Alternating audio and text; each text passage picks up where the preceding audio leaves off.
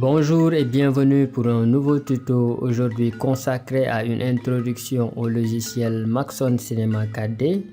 Ce sera juste un petit survol du logiciel pour permettre aux grands débutants en 3D et ceux qui n'ont jamais touché au logiciel Cinema 4D de se familiariser à l'interface du logiciel, aux outils basiques de modélisation et aux options de rendu simple.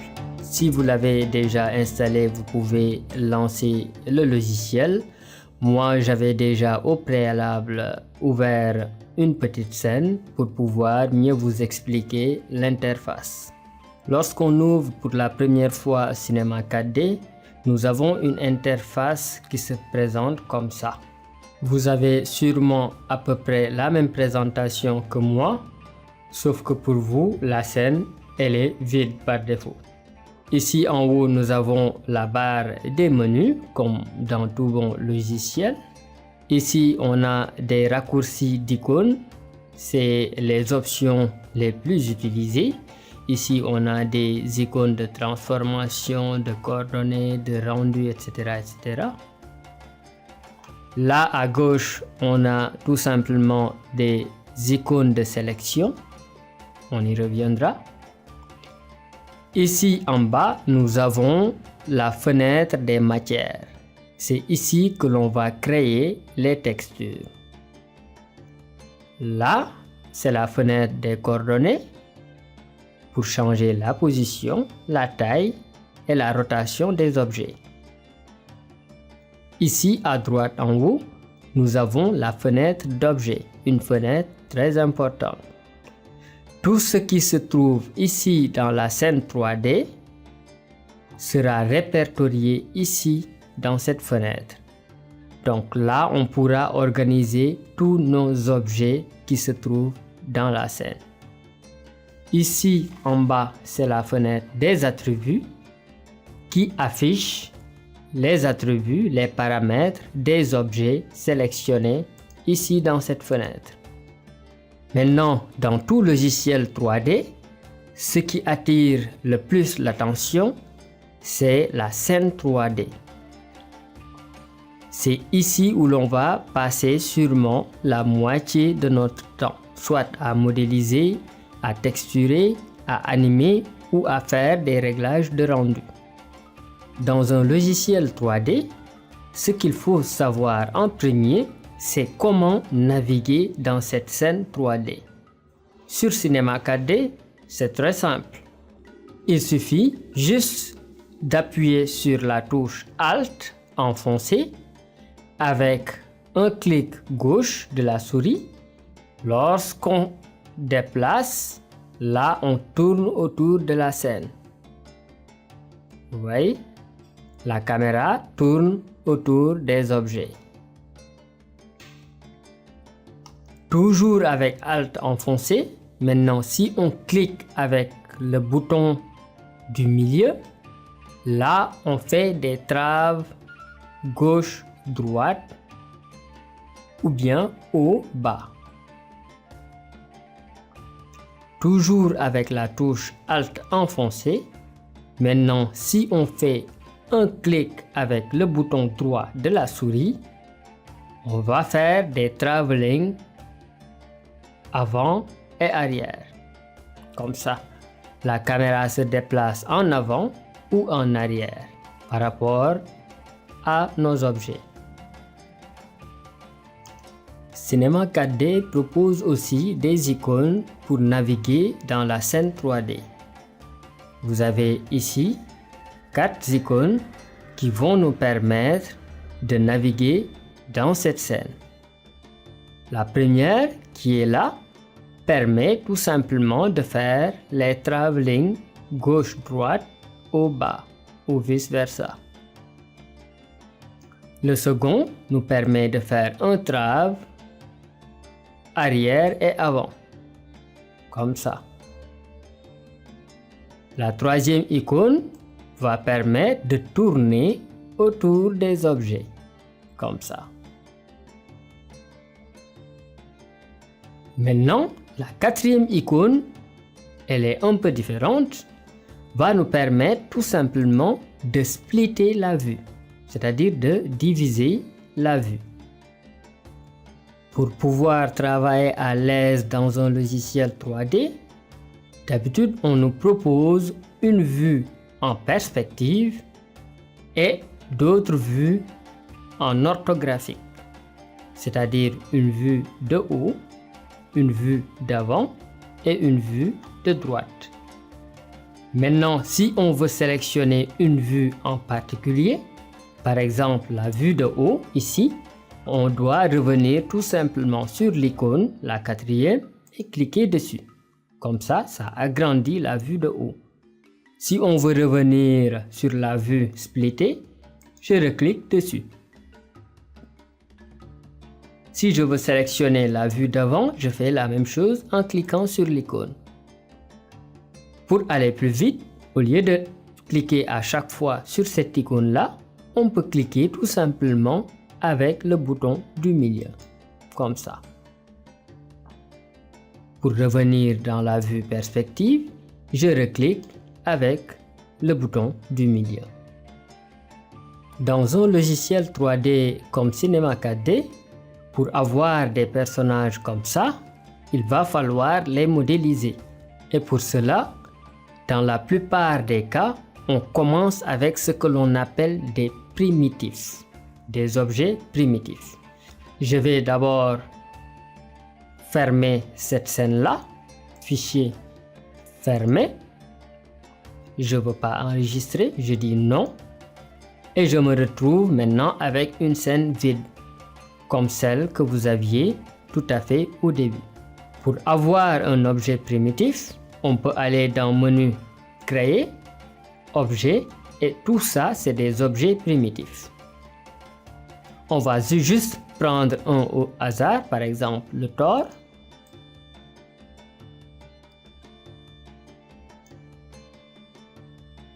À chaque fois qu'on a un objet ici dans la scène 3D, on le retrouve aussi dans la fenêtre d'objet. Et s'il est sélectionné, par défaut, vous avez des paramètres liés à cet objet. Pour l'exemple du Thor, il a ses propres réglages d'objet. Vous voyez, les paramètres viennent sous forme d'onglets. On a base, coordonnées, que l'on retrouve pratiquement sur tous les objets. Il y a objet, il y a découpe, il y a lissage, etc., etc. Cet onglet-là, objet, représente tout simplement les options en rapport avec l'objet primitif. Ici, par exemple, on peut agrandir le rayon de l'anneau, revoir les segments. Vous voyez? On peut aussi jouer sur le rayon du tuyau, etc., etc. D'accord? Donc, on peut faire beaucoup de choses avec. Pour vous dire qu'à chaque fois qu'on crée un primitif, je vais en créer un autre pour vous montrer. On va prendre l'exemple du sphère. Le sphère est là, sélectionné. Onglet objet lui aussi. Je peux jouer sur le rayon, les segments. Ouais. Etc., etc. Donc, à chaque fois qu'on a un objet primitif, on a par défaut des réglages paramétriques. Vous avez sûrement constaté qu'à chaque fois que je crée un objet, on a ces trois flèches-là qui apparaissent. C'est ça qu'on appelle un gizmo. Ces flèches-là vont a priori nous permettre de déplacer notre objet. Le sphère est sélectionné ici. Vous voyez, c'est en jaune. Si je clique sur la flèche rouge, je peux déplacer cet objet-là, mais sur un seul axe, qui est l'axe X. D'accord? Si je clique sur la flèche bleue, je peux encore déplacer mon objet, mais sur un seul axe, l'axe Z. Si je clique sur la flèche verte, là aussi je déplace sur l'axe Y. Par contre, vous avez ici d'autres types de sélection. C'est des plans. Je vais tourner un peu autour de l'objet pour qu'on puisse bien voir. Ici, on a tout simplement un plan sur l'axe X et Z. Si je clique là et que je déplace, je peux déplacer l'objet en même temps sur les deux axes X et Z. Là, c'est le plan YZ, comme ça. Et ici, le plan XY, comme ça. Donc, vous avez vu qu'on peut très facilement déplacer un objet dans la scène 3D. On peut de la même manière tourner l'objet ou l'agrandir ou le réduire. Pour cela, il faut aller sélectionner l'outil correspondant. Là, par exemple, on était sur déplacement par défaut. Si je clique ici sur mise à l'échelle, je peux agrandir facilement l'objet. Sauf qu'avec un objet primitif, on ne peut pas l'agrandir sur un seul axe. D'accord? On agrandit de manière proportionnelle et on réduit de manière proportionnelle. On peut aussi prendre l'outil rotation pour tourner sur un seul axe en cliquant sur un seul axe, comme ça, ou comme ça, ou comme ça. Ou bien pour faire une rotation libre, on peut cliquer juste comme ça ou à l'extérieur comme ça. Sur Cinema 4D, on peut faire beaucoup de choses avec ces objets primitifs. Mais pour avoir plus de possibilités, nous devons les convertir en objets polygonaux. Pour cela, lorsqu'un objet primitif est sélectionné, par exemple dans mon cas le sphère, je vais tout simplement cliquer ici sur l'icône autoriser les modifications. Maintenant, l'objet sphère qui était primitif devient un objet polygonal. Et du coup, ces réglages paramétriques disparaissent. Maintenant, ce que l'on peut faire, on peut aller sélectionner des sous-objets du sphère, c'est-à-dire les points, les arêtes ou les faces. Lorsque je reviens ici, en mode modèle, c'est le sphère en tant que tel qui peut être sélectionné. Mais quand je clique sur point ici, je peux sélectionner des points. Et comme tout à l'heure, par exemple, je peux déplacer un point. Regardez, je déplace ce point. Je sélectionne ce point, je le déplace aussi, comme ça. Je peux faire la même chose avec les arêtes. Les arêtes en 3D, c'est ces segments-là. Je peux cliquer sur un segment et le déplacer, par exemple. Ou même le faire tourner. Ou pourquoi pas l'agrandir ou le réduire. Je peux sélectionner aussi des faces en cliquant sur l'icône face. Je sélectionne une face avec l'outil déplacement. Je peux déplacer la face. Avec l'outil échelle, je peux réduire. Avec l'outil rotation, par exemple, je peux faire tourner. Pour avoir au finish un objet un peu plus complexe. En 3D, on utilise souvent plusieurs types d'outils pour la modélisation. Nous allons nous concentrer uniquement sur 3 outils de modélisation qui sont d'ailleurs les plus utilisés et les plus puissants.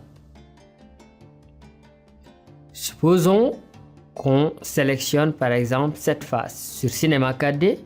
Dès que l'on fait clic droit sur un sous-objet, on a les options de modélisation. Tout ça, c'est des outils de modélisation. On ne va jamais pouvoir tous les voir dans un seul tuto. Donc, les 3 que je vais vous présenter, ce sera le biseau, l'extrusion et l'extrusion interne. On va commencer par l'extrusion. Si je clique dessus, déjà, vous avez des options qui apparaissent à droite dans la fenêtre Attributs. Dans la scène, l'icône a changé. Je peux donc cliquer dans le vide et glisser et vous voyez une matière se crée. Le rôle de l'extrusion, c'est ça. À chaque fois qu'on sélectionne une face, on peut l'extruder en cliquant à l'extérieur et en glissant. Vous voyez, je fais des extrusions comme ça. Je sélectionne à nouveau cette face. Clic, glisse, extrusion. On peut toujours revenir ici pour, par exemple, changer les valeurs. Décalage, l'angle maximum, etc., etc. Maintenant, si je fais clic droit à nouveau, j'ai extrusion interne. C'est comme l'extrusion, sauf que ici, on va aller vers l'intérieur.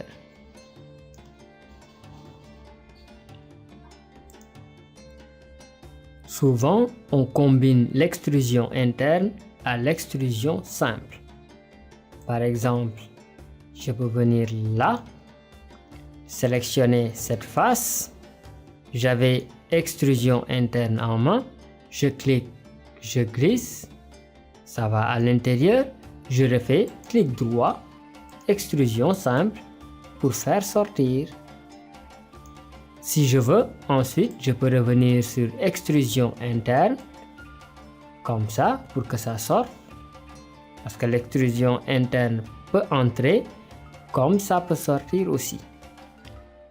Je refais clic droit, extrusion, et comme ça. Vous voyez, vous pouvez créer de belles formes avec ça. Maintenant, pour le biseau, je fais clic droit, biseau. Lui, c'est comme l'extrusion, sauf que ça crée des biseaux. Vous voyez, pour bien voir les biseaux, d'habitude, on augmente la subdivision. Vous voyez? Et là, on a d'autres paramètres, le décalage, la profondeur, comme ça, qu'on peut changer très facilement. Vous voyez? Et là, à chaque fois qu'on sélectionne une face, on peut appliquer le biseau dessus, comme ça. Vous voyez donc, à partir d'une sphère simple, nous sommes arrivés donc à modéliser une forme aussi complexe. Cette forme ne rime à rien, mais bof, c'est notre première modélisation. On pourrait peut-être en faire une navette spatiale. Maintenant, sur Cinema 4D, lorsqu'on veut avoir un aperçu de ce que l'on a modélisé, il suffit tout simplement de cliquer sur cette première icône de rendu. Là, ça nous fait un aperçu de notre modélisation. On voit que la scène est très sombre. On peut ajouter des lumières en venant ici sur cette icône lumière. Je vais prendre des lumières simples, comme ça, lumière, et je vais les déplacer vers le haut pour que ça puisse éclairer un peu la scène comme ça. D'accord? Je peux faire un autre rendu et j'ai ça. Je vais essayer de créer un plan en guise de sol. Je vais aller ici dans l'icône cube. Cette fois-ci, je fais clic maintien. Comme ça, j'entre et je prends plan.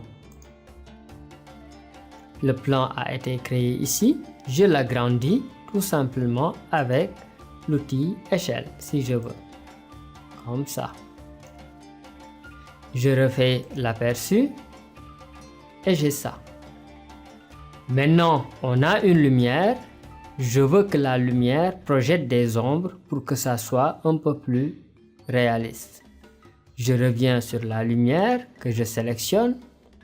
Par défaut, ici dans l'onglet Généralité, Ombre est sur 100. Je change ombre, je mets masque d'ombre. Et là, je remets l'aperçu et nous voilà avec des objets qui projettent des ombres.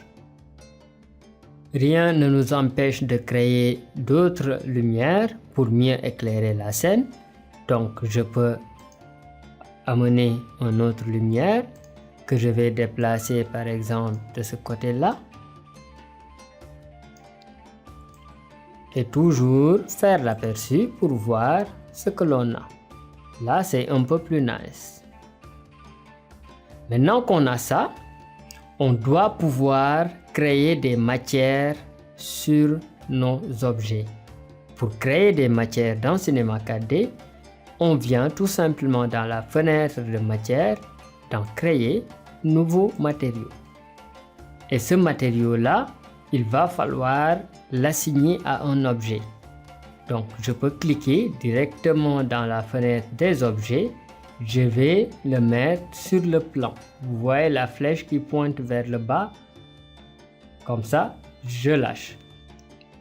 Maintenant, ce plan a comme matériau cet objet-là. Pour changer ce matériau, je peux revenir dans la fenêtre matériaux et double-cliquer sur le matériau. Ici, nous allons tout simplement aller dans Texture,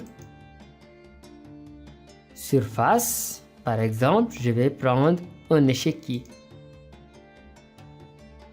Là, je ferme et vous voyez, on a un échiquier sur le sol. Je peux faire un aperçu. Maintenant, pour mieux subdiviser ces carreaux, je vais sélectionner ici, par exemple, sur plan. Je sélectionne le matériau à partir de là. Et carreau, je vais mettre, disons, 10 ici sur X et 10 sur Y. Comme ça, ça change directement dans la scène. On peut faire un aperçu. Aussi, je peux créer un autre matériau, cette fois-ci juste en double-cliquant dans l'espace vide. Je crée un nouveau matériau et je vais l'assigner directement sur la sphère. Comme ça. Et cette fois-ci, je double-clique sur le matériau pour changer.